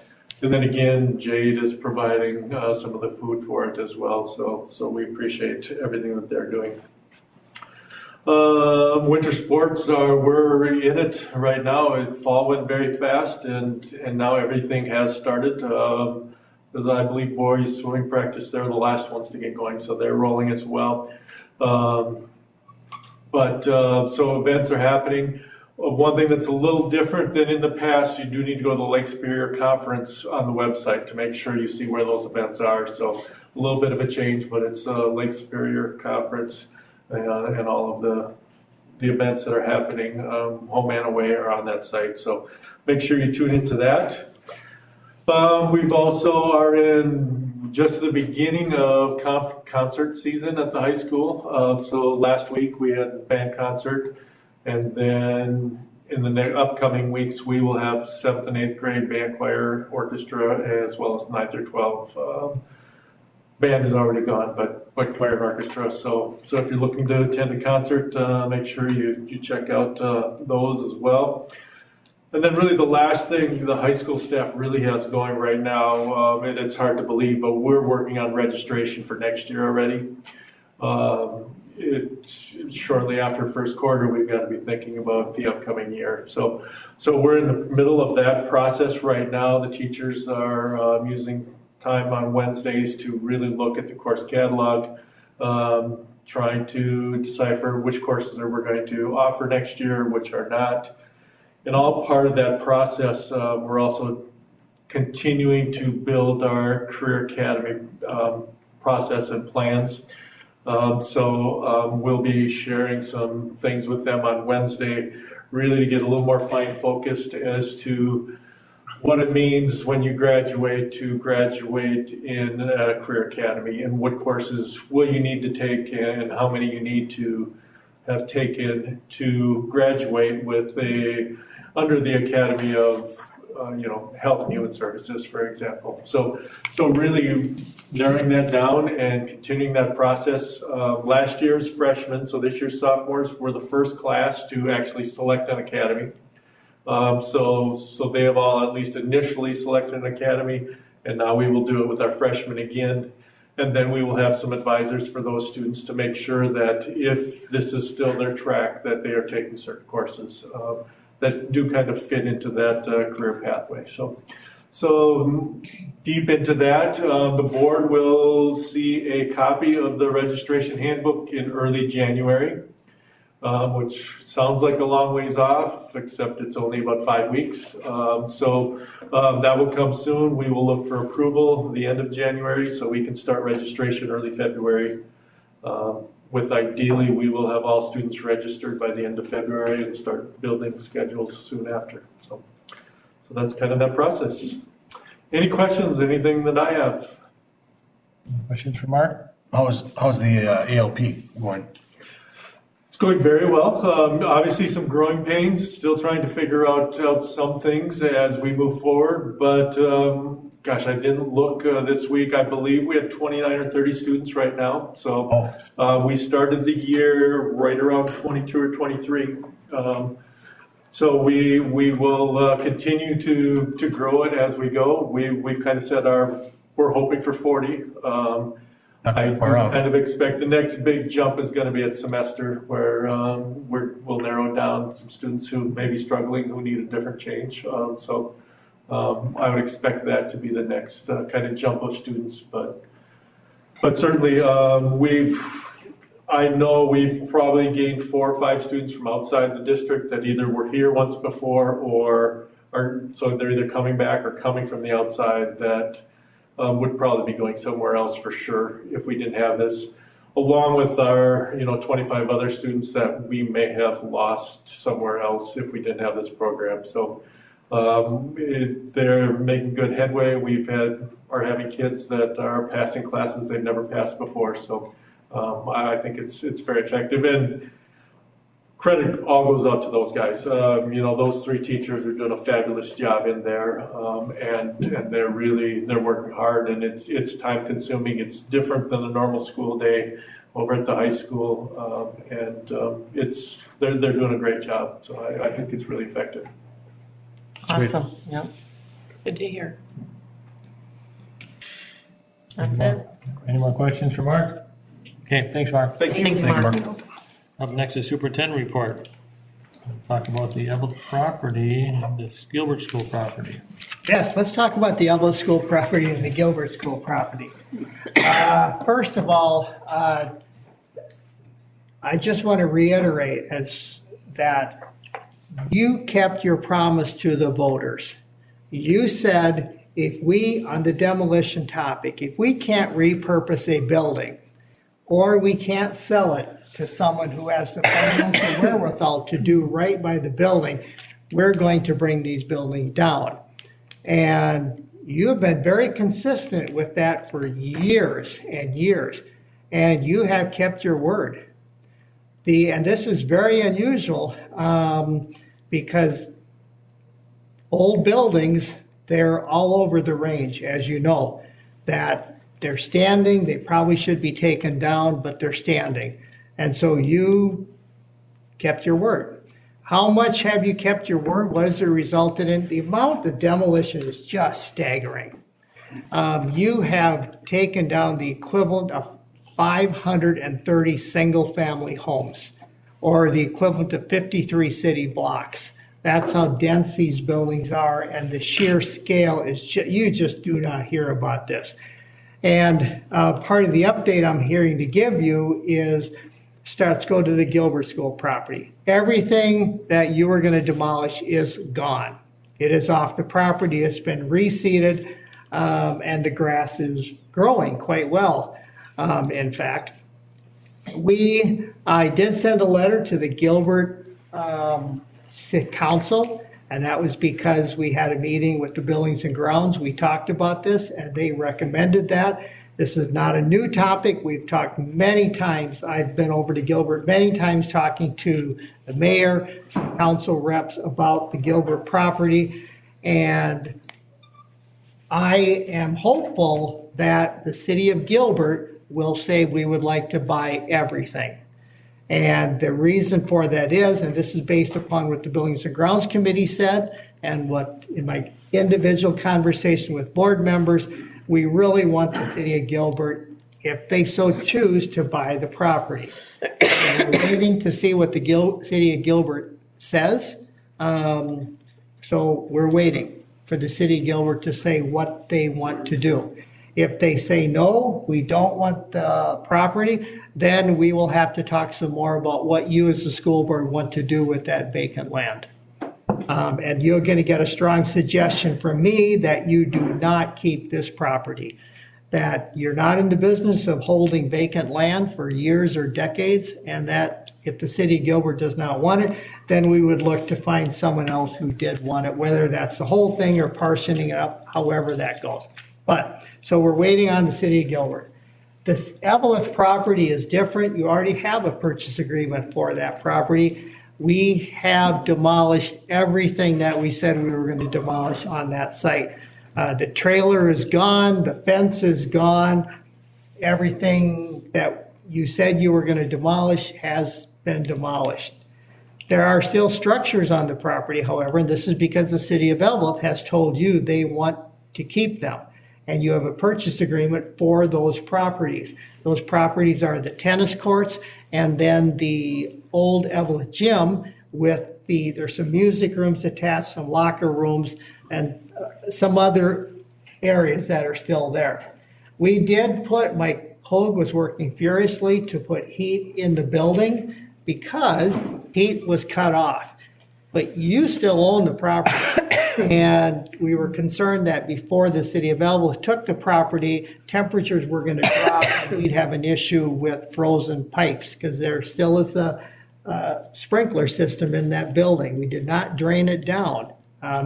So heat's in the building. City of Evelyn did get a grant to put permanent heat in the building, so they are moving forward to do that. You signed an agreement to let them do that and move into it, so they will be doing that. We have a closing process to go through because remember, as part of the deal that the city of Evelyn was gonna keep the property, they were gonna pay for any expenses to keep the gym, because initially you were gonna take that down. So City of Evelyn will have to go through those and take a look at them, and that's their due diligence on their part. And my expectation is that those will turn out just fine, and then we'll be good to go to close on the property. And when that will be, I can't tell you that now, but I'm hopeful within a couple months we would be able to close on the property. So I just want to interrupt here. So with the temp heaters and the electricity and the water still to the building, who's paying the gas bill? Who's is the electric bill in? Who's paying the insurance on it? If you know. City of Evelyn. So who's paying, City of Evelyn, because that's part of the agreement. Yeah. Normally, you wouldn't be paying any of those because the building would demolish, so that would be on the City of Evelyn. But Mike Hoag went over there to kind of set it up or whatever. So we got our employees That's where in there. you, that's we where got our employees in there. So we're charging him for that, and that's Okay. because I specifically directed him to do that because I was worried, you own the building. Might be, that something would happen, like a hard freeze, and you still own the building, and then we got a problem. Yeah. So I directed him to do that so we don't have any problem with that. That was Makes us sense to that put the temporary heaters in, not the city of Evelyn? We put them in there, but the City of Evelyn had been working with a group to do that, but we're the ones who Rented them. put them in. And We so we're- rented them? We're writing all this down, and we're gonna, They're gonna pay for them though. okay, we're writing all that down, and just gonna submit that. Yep, we're writing all Because they that already down. have 300 some thousand just separating the building, correct? It's gonna be somewhere around 300,000 total with everything, Oh. but this includes this. Okay. This is a cost that you shouldn't incur. Yeah. Because this is the City of Evelyn. Okay. They said, we wanna keep them, so this is what it costs to keep them. Okay. I thought it was 300,000 just to separate and to temporarily enclose that building. And then there's obviously the heaters and the, Now I'm ballparking it. There's a whole bunch of little smaller bills Okay. that the City of Evelyn will reimburse you for. okay. The sooner we can get that piece of property in Evelyn's name, the better the district will be. Yeah, that insuring that building. The happier Director Yuhan will be. Yeah, yeah. Yeah, so what was the holdup, or why would it be 2 months? What's going on? Say that again, with for the what? closing, because we don't have, Okay. why is it Oh, taking so long? you have never had an easy closing on any of your buildings or properties because the property lines are not where they're supposed to be. Gotcha. So they have to redraw them, or what? Yeah, Survey? we often have to have the property resurveyed. We have to go through an elaborate process because there's no history on where these, like the Evelyn property, there was no history on where did they come from? Who gave them to who? So there's a quiet title process we have to go through. And the City of Evelyn, it's gonna take a little longer because they want to do due diligence to make sure you're not overcharging them for the building, keeping them heated and stuff like that. And I get it, I understand that. And then we will close as soon as we can after all those details have been taken care of. I would love for this closing to be like when I No. bought Right my now, house. Yes. right now. Right. That's my update I have for the school board. Thank you. Any questions for, well? Okay, up next is the treasurer's report. Can I get a motion to approve the treasurer's report? I'll move. Moved by Albert Dahl, I'll second. Go ahead. support by Westby. Any discussion? All those in favor signify by saying aye. Aye. Opposed? Motion passes unanimously. 5-0. Passes 5-0. Okay, up next is policies, third and final reading. We'll do a blanket policy. Anybody got any questions about that? Are you on policies? We'll wait. On policy? Yeah. Yeah, Okay, hold on. No, you missed it. You didn't get a motion yet, did you? Yeah, we did. no, Okay, perfect. So you're asking for a motion? on blanket policy. Okay, I would like to make a blanket approval of all policies, but I'd like to remove 215 for discussion and separate approval. Okay, so we got a motion by Lotiger, Thank you for waiting. support? I'll support that. I don't Or know. tie. Give it to John. Tie. We'll give it to you. man. 503, are you saying? Okay, which one was it? 215, 215, the 8.1. student school board representatives, policy 215. Okay, so, let's discuss it. Okay, no, I'll tell you what. Let's, all policies except 215. Any discussion? All those in favor signify by saying aye. Aye. Opposed? Motion passes unanimously. Policy 215. Director Lotiger, what do you got? I just would like to reiterate that we really need to get us another student representative on the board. Our current student representative is a senior and will be outgoing, and I think it's beneficial for the student rep to have some interactions with the junior student rep prior to Cora graduating. And in our policy, it says one junior to be representative will be chosen in May.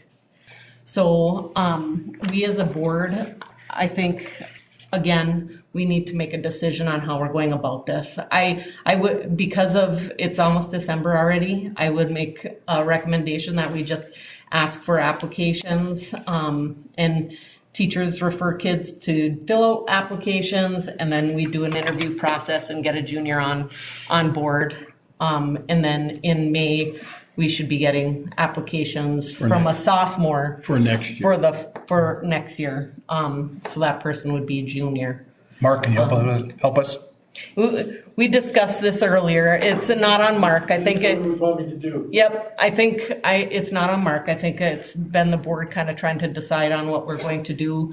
If we're gonna vote for or take choosing, or if they're gonna be nominated, or, Yeah. you know, by their peers and things like that. And again, I think that if we just move forward, get applications, they've done that before. I think they know what to do, in regard to getting applications and then getting them to the board. The board does interviews and we choose somebody. So what you're saying is you want them to get applications, we'll go through the process, have a junior on board in January? And then the That- process will start again for next year's 5 months. junior in May? Right, Okay. yep. So, I think it's So But that's it's deciding. the only reason why I wanted to pull this aside is because it does say, you know, one junior to be representative will be chosen in May. It says that in the policy, and we haven't chosen one yet, and it's almost December, so I would just like to try and get on that if we possibly could do that. As soon as possible, get somebody seated, a junior seated. And then do it through the So they'd personnel be committee, here is that next what year. you're thinking? Excuse That me? personnel committee is what we did the last Yeah, time? yep. They'd interview. so, Personnel committee would interview and make a recommendation to the board. so with the motion, with the discussion that Director Lotiger discussed about our concerns in getting this done in a timely manner, can I get a motion to approve 215? I will make the motion. to Motion by approve Director 215. Lotiger, A second. second by Culver Dahl. Any discussion? All those in favor signify by saying aye. Aye. Opposed? Motion passes unanimously. All right.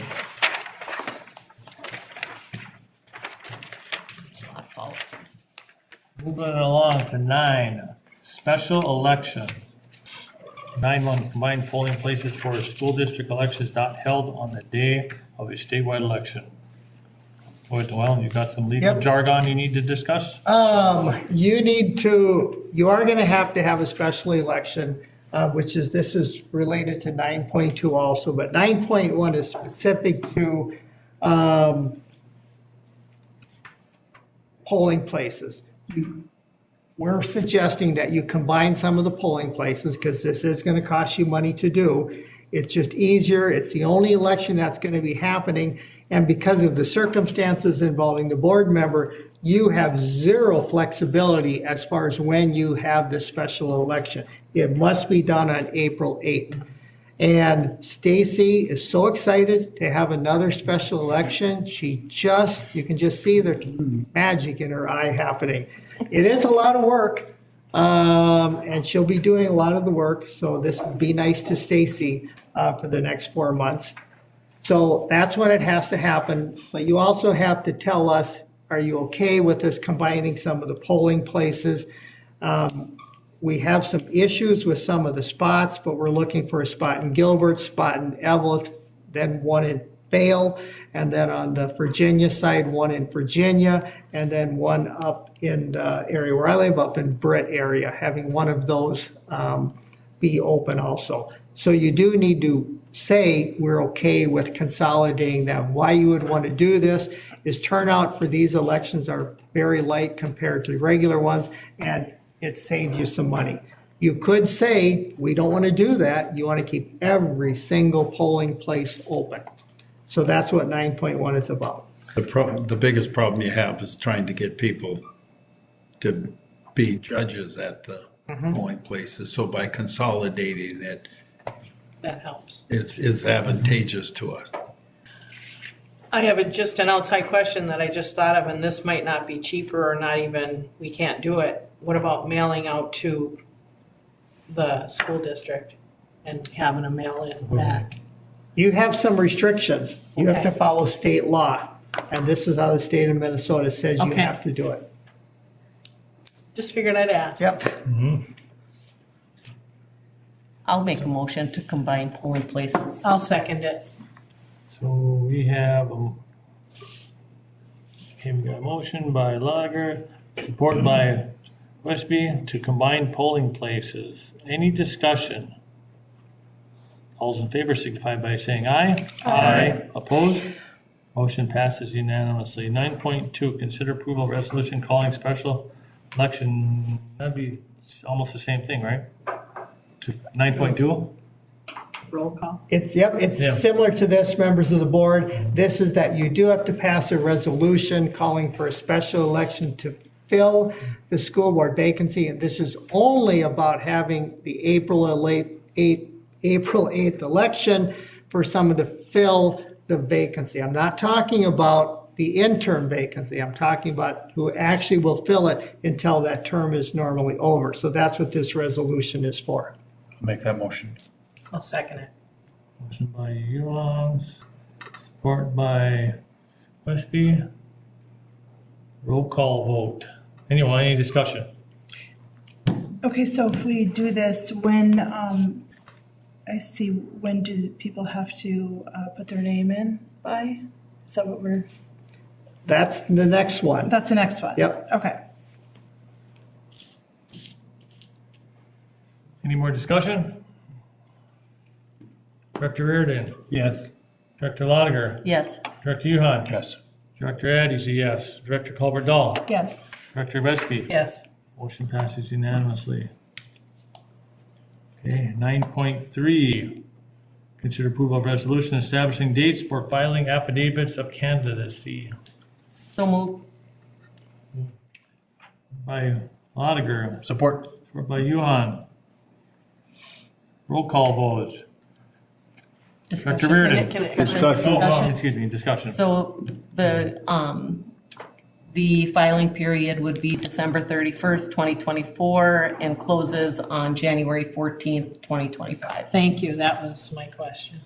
Yep, and they have to be in by 5 o'clock on January 14th, 2025. And you said it closes January what? 14th? So December 31st, 2024, is when it starts or opens for filing. And then it closes at 5 p.m. on January 14th, 2025. And this is the people that are filing for the April 8th Correct. Special election. special election. Okay, Correct. just wanted to. Okay, any more discussion? Director Reardon? Yes. Director Lotiger? Yes. Director Yuhan? Yes. Director Addy, yes. Director Colbert Dahl? Yes. Yes. Director Espy? Motion passes unanimously. 9.4, discussion on the process of appointing a school board member to fill the vacancy until the special election can be held. Well, I will just throw my hat in the ring and let the board know that I'm interested in being appointed to that vacancy until a special election can occur. I know in the past, when we've had a seat open, we have done interviews, we've done application and interviews. But I think an argument can be made that because of the way the seat was vacated, we only have less than 6 months and a special election will be taking place. And I also think that everybody on the board can confirm that once you're on the school board, there's a learning curve. And you wouldn't have that with me. So I am interested in throwing my hat in the ring for that open seat. Like I said, special election's gonna be in less than 6 months. I don't have the learning curve. I've already been on the school board for 8 years. I think I've represented students, public education, families, staff well. I've had an open mind. I'm level-headed, and you know what? I believe that I'm a pretty good leader. So I think I would be the best fit for that seat. And at the next board meeting, I know we can't make any decisions tonight because it's not on there as a decision-making time, but it's on for discussion. I mean, at the next board meeting, I could be appointed. I'd still be allowed to fulfill my duties in my current seat, but I would be able to be appointed and seated when the new board members come for our first meeting in January.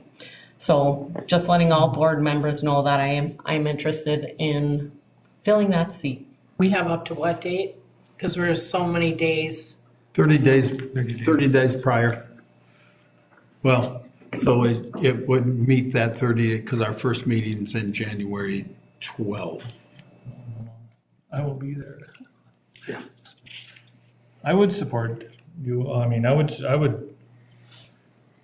move it to maybe the next meeting and support Brandy as, I think, It's only 3 months, actually. 3 months. Yeah. well, it would be January, February, March, and yeah, in March 8th. April, yeah. Yeah, it's only 3 So months. it's a short, I think it's a no-brainer to appoint you for that. short term. So again, I know that it's not on the agenda today for a vote, but at our next school board meeting, that is something for the board members to consider. And you're not interested? Me? Just asking, yeah, No, not at this time. okay. Just thought I'd ask. Yeah. I would, Yeah, look at that smile. Vacation. well, actually, I got some stuff cooking. Got some plans. Got some stuff cooking. That doesn't include the school. You gonna teach a pizza class? I'm good. Great. Yeah, Strudel, that's- Okay, so we'll move on from 9.4. And the one other thing too that I was gonna mention too is, I think the majority of our towns are represented here. And if I'm appointed to that seat, it would be a representative for Gilbert too. Right on. Thank you. Yep. Talking at Put Will's that on Heart the next Street. agenda We will to put it on the consider- agenda. Consider the appointment, okay. Administrative items. A discussion on the individual work agreement. Well, Now, members of the school board, this has on the agenda because you asked for it. However, this went through the personnel committee. They talked about it. At that moment in time, they actually said, let's do a work study session. So you certainly could take it to a work study session and tell me you want to do that. But you wanted to see the individual work agreements. You wanted to see what they made prior, the last one, the expiring one, and then what the recommendation was from the negotiation committee. So you see it right there. For the most part, everyone ended up with the 3.25 raise, and that's because that's close to what the teachers actually got and what applicant members actually got over 2 years. So that's what the negotiating committee was thinking. So at this point in time, you have several options. You don't need to approve them per se, because because when the people sign them and send them back, you have to approve every single one individually anyway. But, so, or you could tell me, I want to talk about these at a work study session. You do have a number of individuals they've all seen them. You have a number of individuals who they're good with it. They don't want to talk to you. They're okay with whatever you're offering them. You have some other individuals, I do have to say, they do want to talk to you individually. There aren't very many of them, but there are some of them.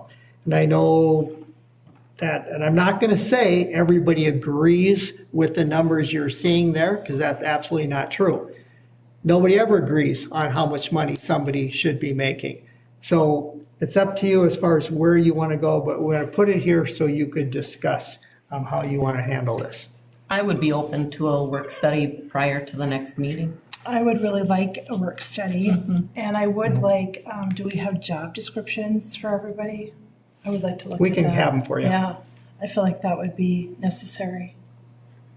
Okay. So we have a bunch that are saying, yeah, we're good, we'll sign the contract.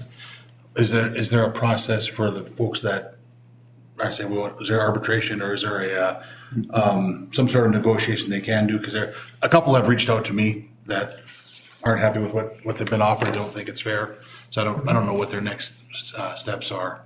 They are on individual work agreements. Yeah. This is different. Some years in the past, they can have different opinions, but they don't talk to the board and tell you their opinions.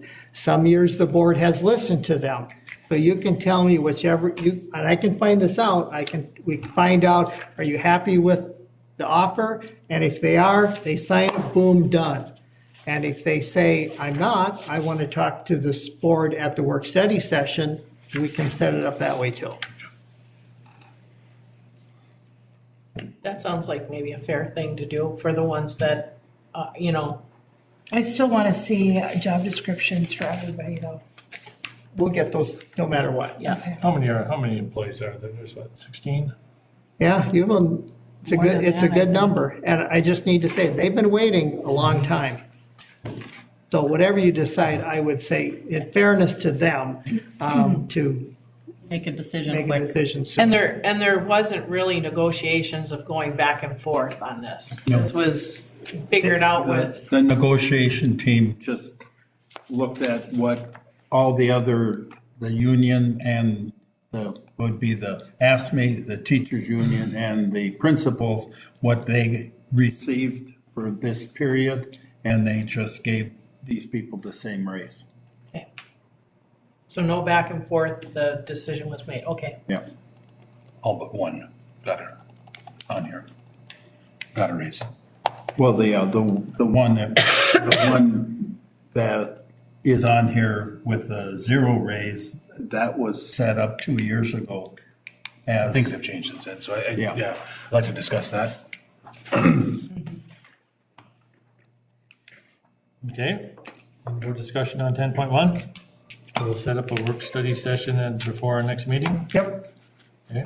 And we'll find out who's satisfied with them, and we'll find out who would like to talk to the board, and we'll arrange for them to, if they want, to come here and talk to you. Shouldn't we approve all that are signed? All of those that want to sign? As, Or, We ran into trouble last time with that, didn't we? Because we had people that signed them Well, last time, yes, last Said that time. we have to do it individual anyway, that'll come to the board, so. I'm gonna recommend you just kind of hold off right now, because we have some people that we've got them back, they're signed, they're in our hands. We have some that I know, they would sign them if they knew what the circumstances were. You're just safer waiting and finding out really, I'm okay hearing what I'm hearing, it's gonna work out. Perfect. Okay, so any more discussion on 10.1? Okay, we'll move along to 10.2.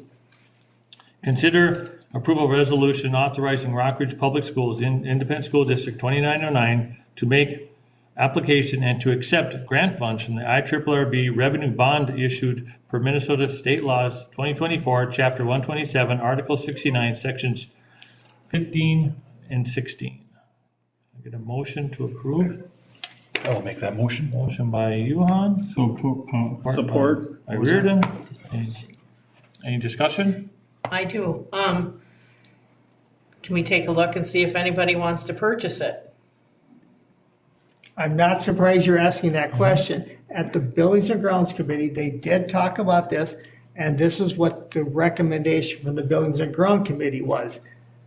The building's not savable, they frankly did not want to list it because they did not see that as a viable option, and it's up to you what you want to do. This particular building, it's probably your worst building. We know there's lead all over in the pipes everywhere, there's abatement, it's an old building. But you can do whatever you would like to do, that's just what the building grounds said. If you do take the building down, you do have some funds to take it down.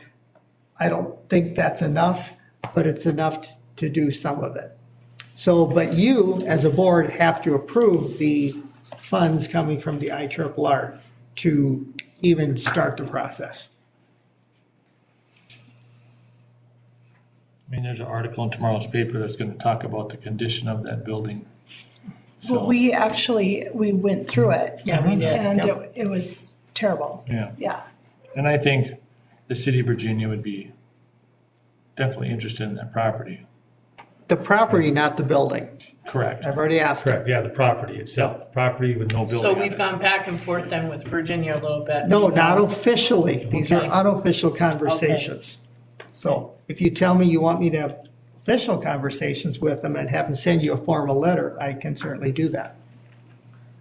I think we should do that because then it will be transparent, we're trying, and it will all be out on the table, what we're trying to do. We're 2 for 2 on failure. So, well, might as well go 3 for 3, right? Yeah, I feel like, even though I agree with that and think that it should be torn down, that's probably for transparency, like you said, it's Okay. probably the route to go, Yep. But we in my still, opinion. We're still gonna we still approve need, this though. yeah, we still need to Sure. approve this. Okay.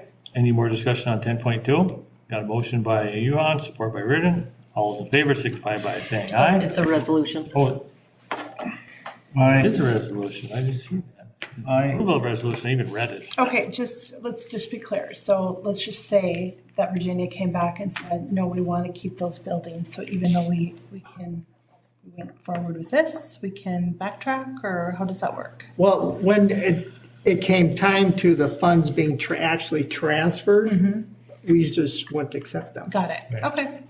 I'm good with that. So, we'll change it up a little bit. Director Espy. Get a yes? On the resolution? What's happening? Yeah, 10.2. I will vote to go forward with this and check it out. So it's a yes. Yes. Okay, Culver, Stahl. Yes. Addie's a yes. Yuhan. Yes. Lotiger. Yes. Reardon. Yes. Motion passes unanimously. Resolution passes unanimously. Okay, 10.3, consider approval of MOU between AFSCME Council 65 and Local Union Number 3 and Rockridge Public Schools. Chad, were you gonna present something? It says you were gonna be the Only if presenter. there's questions. Okay. I guess I was just curious about the rate of pay, change the rate of pay for the school-age childcare from 18.15 an hour to $15 per hour? Well, when the contract was negotiated, there was no communication with the current staff, with myself or anyone about what we were currently paying and what our program could afford. So that number was arbitrarily thrown in there at the same rate as the paras. There would be a $6 an hour jump, which our program could not sustain at this point in time without raising the fees substantially for the families. So we asked to meet in the middle, and we thought that that was a fair number to go towards. Okay, thank you. I'll make the motion to approve. So we have a motion by Director Yuhan. I'll second it. Oh, I'm gonna give it to Director Westby. She's been not fast. so nice. Support by Director Westby. Any discussion? All those in favor signify by saying aye. Aye. Opposed? Motion passes unanimously. 10.4, consider approval of job description of principal and/or assistant principal. Need a motion? So moved. Moved by Lotiger. Support by Culberdahl. Any discussion? Yes. Noel, can you explain, is this an addition? Is this somebody that's left? What is this all about? It's just. Love to explain it. So members of the board, what this is an updated job description, which includes assistant principal and principal. We gave this to all of the principal so they could see it. They looked at it. The personnel committee also took a look at it. So we updated a little bit so that the wording is whether we have an assistant principal or a principal, the job description is covered. And so that's what this was. There were some minor changes made to it. Thank you. Any discussion on 10.4? All those in favor signify by saying aye. Aye. Opposed? Motion passes unanimously. 10.5, consider submitting a nomination to the Rams board. I'd like to nominate John Yuhan. I'm not gonna accept it this time. You're not? I can't do this time. I thought about it, I just, It's a lot. yeah, Yeah, I understand. I'm sorry, I can't. Not a problem. Anybody on this board would like to be nominated? So speak, or forever keep your peace. Yeah, just what I need is another board. I'll be sleeping in the back room with the ALP kids. So nobody on this board wants to be? Tim, I'll nominate you. Would you take it? No, Simple yes or no will be fine. No.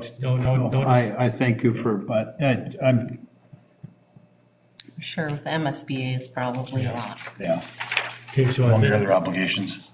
yeah. So at this point, the Rockridge No, 2909 is going to submit no nominations for the Rams board from our district.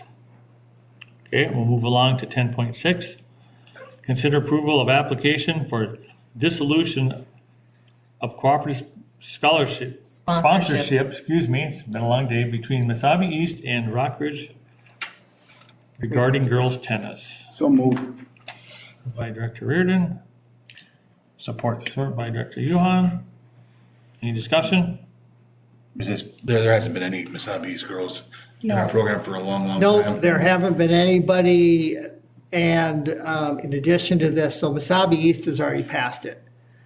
Because they don't see a reason for it. In addition to this, if you pass the dissolution, it will prevent the girls' tennis from going bumped up into a higher class. And since we don't have any for Mesabi East, it's both. And we haven't had are any. saying, yeah, it's time. They want to play tennis, they can open it up. Okay, any more discussion on 10.6? All those in favor signify by saying aye. Aye. Opposed? Motion passes unanimously. Meeting announcements. Next regular meeting will be held Monday, December 9th at 6 with, I believe, a special meeting. I'm just gonna throw that Work out there. study. A work study session beforehand. I don't know what that time is. What time do you want? You tell me. Well, we're gonna discuss contracts. It could be- 5? Well, Is that you know, enough? We have the truth and taxation that same day. That's right, because That usually is 5. That's usually an hour before. Oh, it- 6 o'clock. I'm wondering when you'd come. Huh? Is it 6 o'clock? The truth in taxation, and if people come and talk, we talk, and then we start the board meeting right after. So we could still have a work I session think you at can do 5. it at 5 and have everything done. Okay, so we'll have our work study session at 5 o'clock on December 9th, 2024. Okay, and tomorrow's at, everybody, I think everybody got an email from Willie in regards to the event at Rockridge High School. I'm gonna go and check it out just because I'm curious. So I would recommend that if you have time to shoot on over there and take a look. Okay? And with that, we're off to number 12. Can I get a motion to adjourn? I make a motion. Motion by, ooh, he's quick. I'm waking up Support now. by Lotiger. Any discussion? All in favor, signify by saying aye. Aye. Opposed? Motion passes unanimously. Good meeting, everybody. Thank you. Thank you. Spelled